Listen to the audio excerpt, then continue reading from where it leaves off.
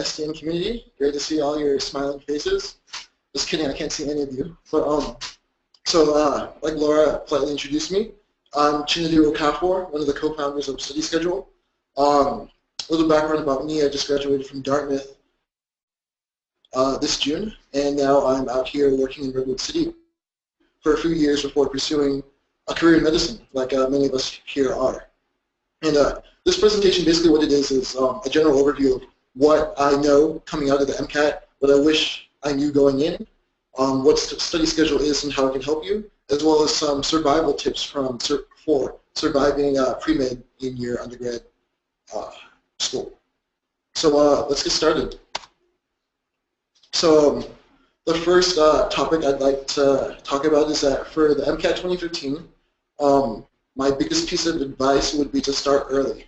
So whether that means studying while in school, I know I didn't because there was just too much on my plate to be able to do that.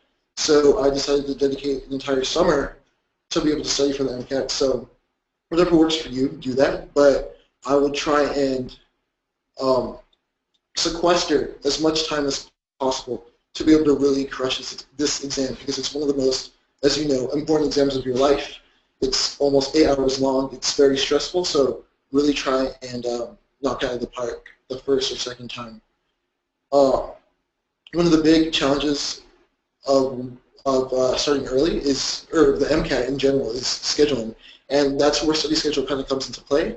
I'll talk a little bit more about it at the end, but a super quick overview of what it is what we primarily do is we try and contrive to break down the socioeconomic barriers that arise during test taking, right now the MCAT. So if you go to our site, www.studyschedule.org, you'll see a list of basically all the MCAT materials out there and their prices. So if you have a budget of, say, $500 or less, you'll know how to best use your money. So your score will no longer be solely predicated on your household income or your socioeconomic status. And another big thing, talking about budgeting books and classes, preparedness is also a big thing, of course. So know your strengths and your weaknesses. For example, if you're planning on taking it your junior year, maybe in April, and you have a biochem class in the spring semester of that year, you're probably not going to have to do that much biochem review. So you should probably focus on something that you did maybe the first year of your college if you haven't done in a while, such as Gen Chem, Orgo, Physics, whatever that may be. I would really try and focus on your weaknesses, and from there bolster your strengths. Because you want to be as holistic as possible in this exam. You don't want to have like a 132 in one section and then a 118 in the other. Then the med school people think that what's going on? This person isn't very well rounded. So that's another thing to take into account.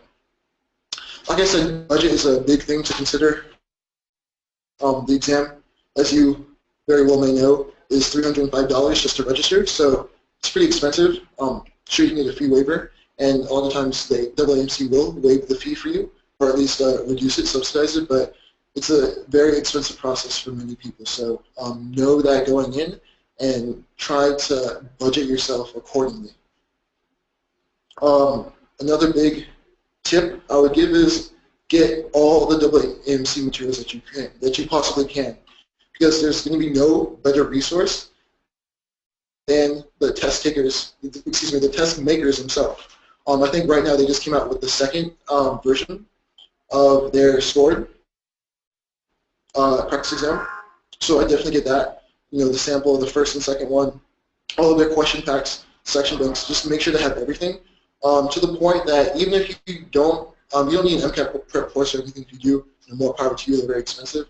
But even if you don't buy any other materials outside of the AAMC, you should still be set to do relatively well if you get all the materials and you hunker down and you study everything that's on the MCAT guidelines. So also, maybe download those, have it with you every day so you know that you know everything that you possibly can on that sheet. So that one test day comes, hopefully the added stress, instead of engendering you or making you to panic, it'll be a positive thing. It'll maybe bring out the best in your test taking abilities. Who knows? And another tip that I would add is that Anki Dex. Anki is a really cool app that works not only on your PC but like basically on iOS and Android. And what it is it's a flashcard app that will continually test you on the flashcards that you put in. Many of you guys may already know this, but if you don't, definitely download this ASAP. Even if you've already started studying, even if you only have 2 weeks left to go, it's so easy. You can just look at the app, and from there swipe through whatever things you do or do not know. And the really cool thing about it is if you don't know something and you indicate that you don't know it, they'll test you on that more so than something that you know down pat. So it's a really smart kind of algorithm to make sure that you have as little weaknesses in a core subject as possible. All right, moving on. Practice is much more important than content. And I say this, so this obviously differs from person to person. If you don't have any background in any of the sciences that they're testing you on, then obviously content is going to be a lot more important, and you probably shouldn't be taking the exam anytime soon. But there comes a point where you can study as much as you want, and you're not going to do any better without really hunkering down and doing practice problems after practice problems after practice problems. That's why I have a picture of MJ, because he was one of the greatest, he is, arguably, even I can arguably, the greatest basketball player of all time. Why was that? Because, he would practice endlessly. So, let's say you have 4 months to study. I would make sure to do no more than 3 months. In fact, I do about 2 months of heavy content review, maybe 2.5 months max, and then everything after that will be pure practice. And what's really good is, what would be really good would be to do content review, but practice problems as you're going through it. So you're getting used to how the AAMT asks its questions, as well as applying, all that knowledge that you are trying to retain for the exam. This is a really big thing that I noticed during the last leg of my preparation. CARS mastery is the key to success. And why I say that is because if you look at the layout of the MCAT, it's about 9 to 10 sections where you have to read 4 to 5 paragraphs of something. You have your CARS, which is obviously all reading comprehension. But all the other sections, you only get about 15 discretes. Everything else is based on a passage. It's essentially a passage-based exam. So the better you are able to read and understand what they're saying, the better you're going to do overall. And if you look at a lot of people who do very well in CARS, chances are they do very well on the exam overall, more so than someone who crushes Chem Phys, but then kind of has a weakness in psych social CARS. So I would say CARS is super important, just your reading comprehension. And some of the tips that I'm sure you've seen online in some of the forums, or you've come across on Reddit. I know I look on Reddit all the time. It's a great resource, especially for this exam, is the newspaper method, or essentially just reading something that's not that easy to grasp, ostensibly, and then from there checking to see if you understand what you read. So that's great, but I would just make sure to read as much as possible, that, and or do 2 to 3 CARS passages a day religiously, as in we drink coffee every day, well then CARS is your coffee. You're doing 2 to 3 passages every single day. So maybe you take 1 day off a week. But other than that, you're doing it so you don't lose that skill set, because it's so important. I say reading comprehension is the most important thing on the exam, because you can know all the information you want to know about the MCAT, but if you don't understand what the AAMC is asking you to solve for, then there's no way you're going to be able to do well. So that's extremely important. And I know for me, unfortunately, I wasn't able to get my hands on the Princeton Review Hyperlink in 2012. That's a super sought after resource. It's outdated. It's not really outdated, but it's gone out of print, so they're selling for $300 or whatever on Amazon. But that's an amazing resource. What I heard, in fact, the founder, Hong Yu, he's not here, but he used that. Don't ask him how he got it, no. But he used it, and he said that it was an amazing resource to help them get used to CARS, or verbal. But yeah, so I would definitely recommend that. EK 101 is pretty good. Some people say it's a little bit harder, a little bit trickier than the MCAT, so it changes the way they answer questions. But I feel like, that next step is also pretty good. And there are a variety of other great resources, Kaplan, TBR, TPR, etc. But regardless, I would try and do as much hard practice as possible. And of course, the double AMC trumps all of these, no pun intended, because it comes from the test makers themselves. And yeah, so keep the success every single day. Yeah. Another big thing about this MCAT is that, as you all know, Psych-Soc is a new section that was added that was previously not there. So my biggest advice would be to live and die by Khan Academy, because they've done Psych-Soc very, very well. They have about 100 or so passage-based questions. Do all of those. Do them all. Do them once. If you have time, do them twice. Because there were so many questions that I would not have gotten right on the MCAT, or that I thought that I got right on the MCAT, had I not done those questions. They're great. I would do like 5 of them a day, and just keep it up and add everything that you don't know to your Anki deck. Because essentially what this section is pure memorization of psychology terms, sociology terms, as well as being able to critically reason through a lot of questions. Because as you'll see, they'll have 2 answers that will seem almost identical, and either could be right. So then once you eliminate the 2, I guess obviously wrong answers, from there it's how do you reason between which is a more likely answer, which applies to the situation more, et cetera, et cetera. Practice exams. Big thing to do. I would say do as many as you can, but don't burn out. I know for me, the last 2 weeks I was like, crap, I have like 5 more exams I want to do. I'm doing them twice a week, and then after one day I worked out a little bit before, not knowing that being physically fatigued would also reflect on my practice exam score, because your mind and your body are linked. And didn't do too well, and then that really got into my head. So I would do as many as you can, once a week, twice a week. If you're doing more than twice a week, either you've got some ridiculous mental stamina, or you're in for a world of hurt, but I definitely wouldn't recommend doing more than 2 a week. Some people can do it, more power to you if you can. But yeah, I would say definitely double AMC is number 1. So do all of that. EK and Next Step also have some pretty good exams. I think Altruist came out with some too.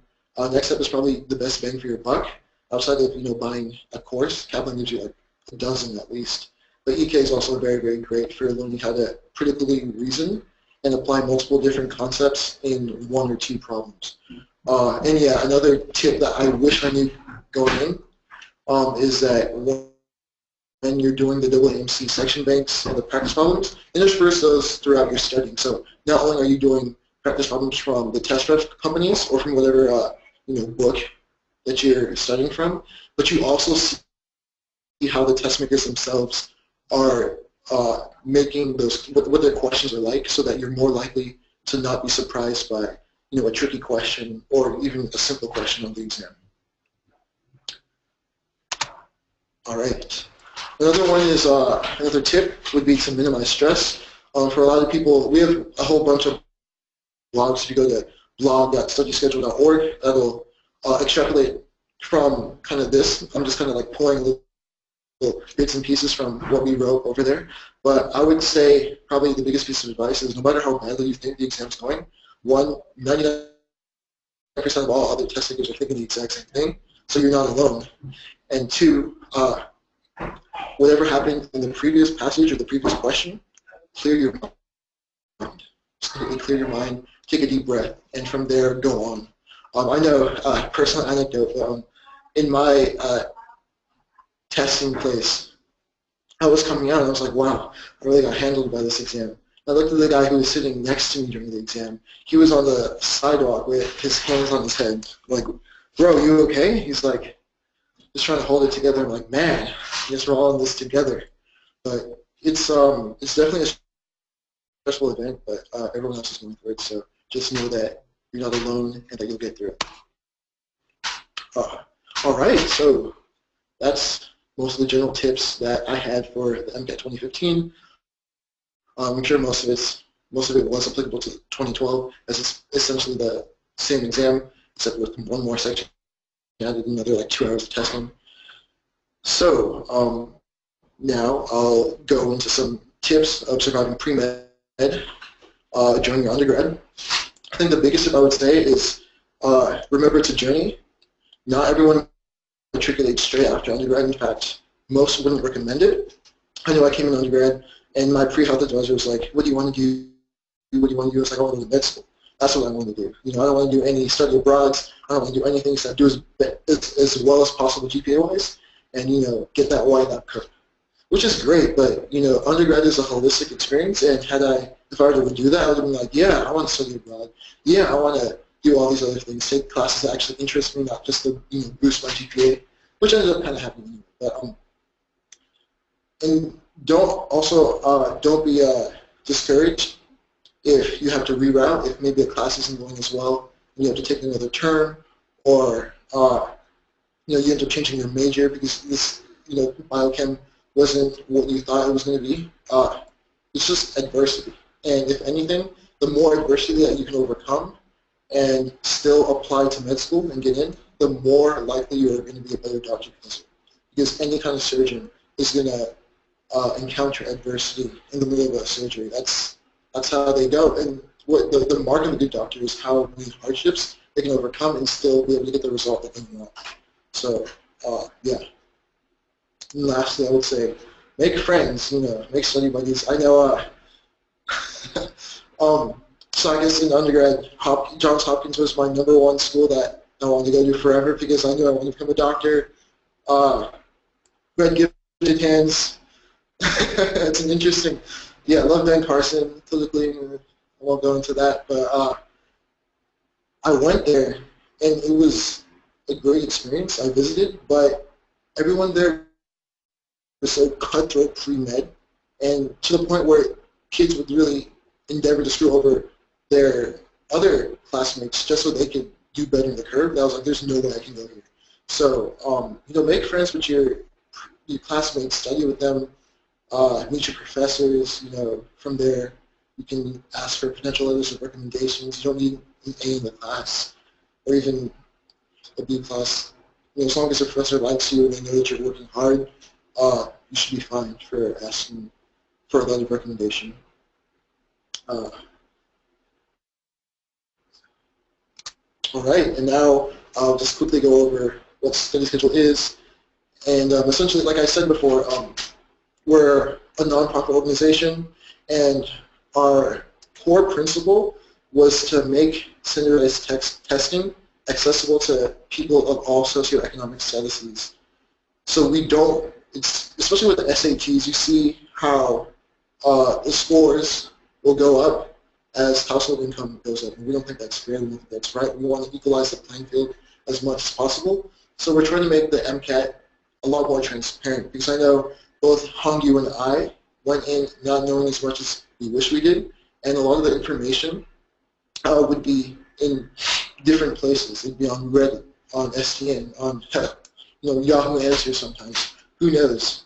So we try to really compartmentalize and put it in one place and make it so that when you want to make a schedule for yourself and budget your time and your money for this beast of an exam, you'd be able to do so quickly and with essentially with alacrity, with both speed and skill. So you wouldn't be wasting too much time stressing over how am I going to do this exam. Because honestly, one of the biggest hurdles of actually preparing to study for the MCAT is making your schedule. So it's so important. We want to make that process as streamlined and as easy as possible. Yeah. We have a few blogs. We're coming out with our own textbook, which is essentially very bare bones. Essentially what it is it's going to cover every single topic on the MCAT exam. Obviously not into the depth of your bio textbook from class, or your biochem lineager principles of biochem, etc. but it should be enough. Where if budget is a pretty big concern, and you have a pretty good background already taking most of the pre-med prerequisites, that you should stand a fighting chance of doing relatively well on the MCAT. So, yeah, that's about it. Is that time for questions or anything else? Yeah, we'll go ahead and do some questions, Shenadu. We have a couple of questions, but I'll go ahead and let anyone else know that if they would like to go ahead and submit a question, now is the time to do that. So the first one that we have is, do you recommend doing practice exams before you learn the content base for the MCAT or after? I would recommend maybe doing one diagnostic exam, because chances are, at least I know I did, you'll do pretty bad. That'll really help galvanize you to study harder. But I wouldn't do more than one without any kind of knowledge base, unless maybe you're coming out of undergrad having a very, very strong base, and you know that you can do well with legal studying, which is almost no one. Then all the more power to you. But I would definitely do maybe one half-length diagnostic. Start doing about a month or so of content review, then see how we're progressing as we go on. Okay. So the next question is, what do you think the single most important resource that you used was? Wow, great question. AAMC, just because they make the exams. If you're speaking in terms of resources outside the AAMC, I guess it depends on what you're looking for. Kaplan was pretty holistic, very comprehensive, lots of money. I mean, if you just buy the books, it's actually relatively cheap, cheaper than some of the other things. Exam Crackers was great. They're a lot more expensive just because their books are in like super color print, super colorful. They use great graphics and whatnot. I never used TBR. I hear some mixed reviews, some good, some bad. I know that the process to actually acquire the materials is super antiquated, so we're not a huge fan of that because it's unfortunately very difficult to get your hands on their materials. Other than that, I hear they make great stuff. So, but yeah, in terms of practice exams outside the WMC, I would say Next Step and Exam Crackers are definitely making the best ones. So yeah. Okay. So ideally, how long would be the best amount of time to study? And I think that they're talking about like not per day, but say if you're planning on, booking your exam or setting your exam, like how long would be the best amount of time to study? So obviously it depends on each person. Some people can do it in 2 months, other people can do it in 6 to 9 months. I would say as long as possible, because studies have shown that the longer you study, at least for this exam, generally the better you do.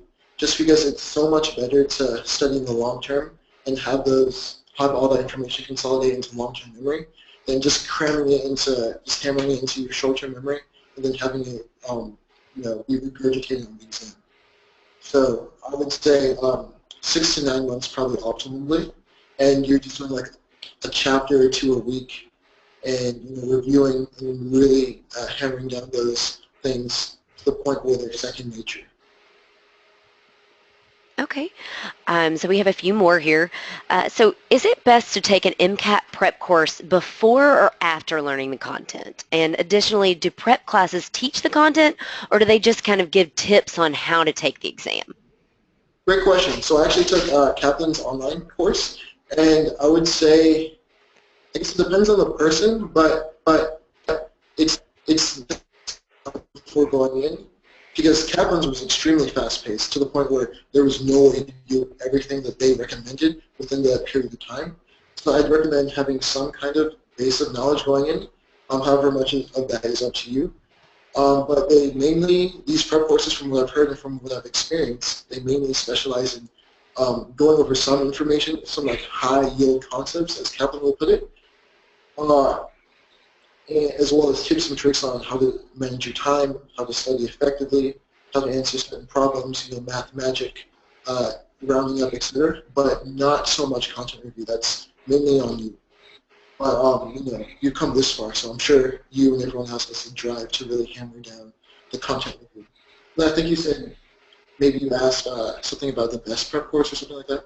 I forget. Well, no problem. No problem.